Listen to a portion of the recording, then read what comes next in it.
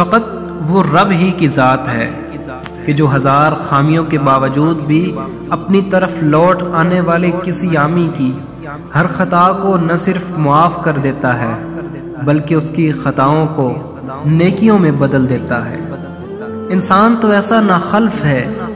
کہ جس سے وہ بے انتہا محبت کرتا ہے، اس کی چند لغزشوں کو تاحیات اس کے نام کے ساتھ نتھی کر کے اس کو اس کی لغزشوں سے ہی یاد کرتا ہے، بھلے وہ شخص کہ جو اپنی لغزشوں سے سیکھ کر آئندہ کے لیے کندن بن گیا ہو،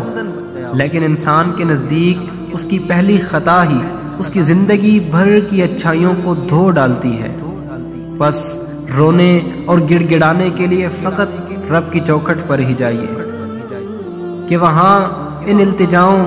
ان آنسوؤں کا مول لگتا ہے، وہاں یہ آنسو سیب کے موتی بن جایا کرتے ہیں، وہاں ان التجاؤں کو قبولیت کی معراج مل جاتی ہے۔ وہ رب ہی ہے جو کہ سننے والا ہے، بخشنے والا ہے، کہ اس کے علاوہ کوئی اور در ایسا نہیں کہ جہاں انسان کے پچھتاوے کا مول لگتا ہو۔ ہاں، انسان جب انسان کے آگے گڑ گڑاتا ہے تو وہ مزید بے مول ہو جاتا ہے، لیکن رب کے در میں گڑ گڑانا اسے ولایت کی رفعت بھی دلوا دیتا ہے۔ بس اے رونے والے،